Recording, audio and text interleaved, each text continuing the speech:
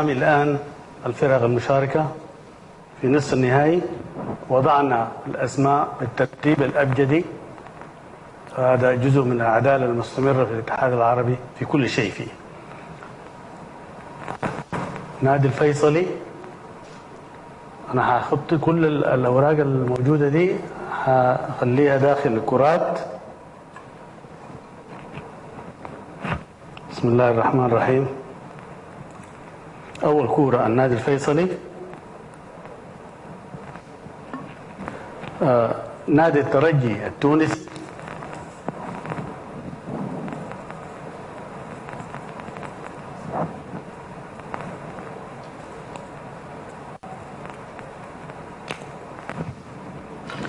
نادي الأهلي المصري،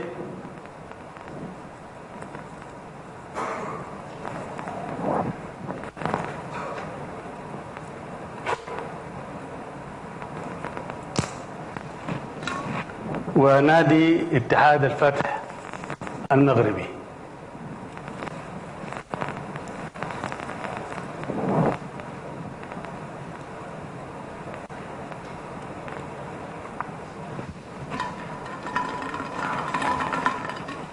الآن كل الكرات داخل البلورة.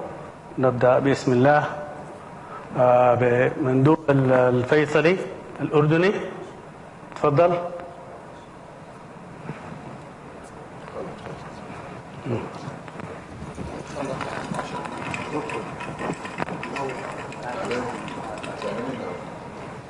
أهلا مرحبتين، تفضل.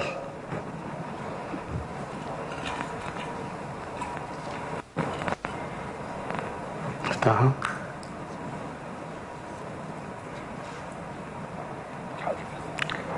نادي اتحاد الفتح سكن في المربع رقم 1.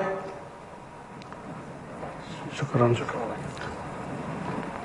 نادي الترجي التونسي،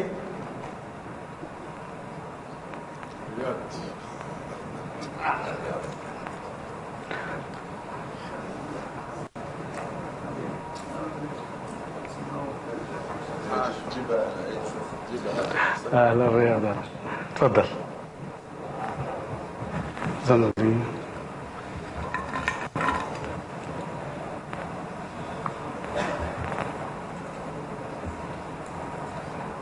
الترجي التونسي. خذ الترجي التونسي. الترجي التونسي. شكرا. الترجي التونسي في مربع 2. دربي كده الاهلي والفيصلي من الف ومن باء. الاهلي المصري،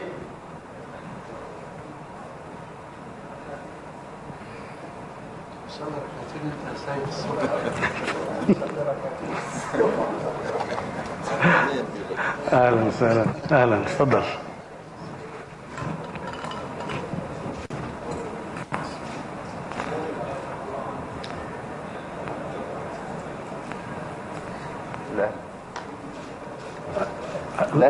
الأهلي المصري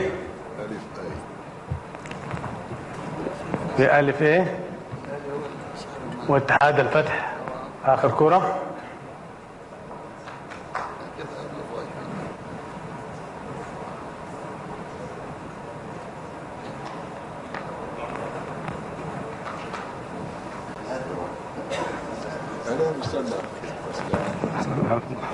تفضل.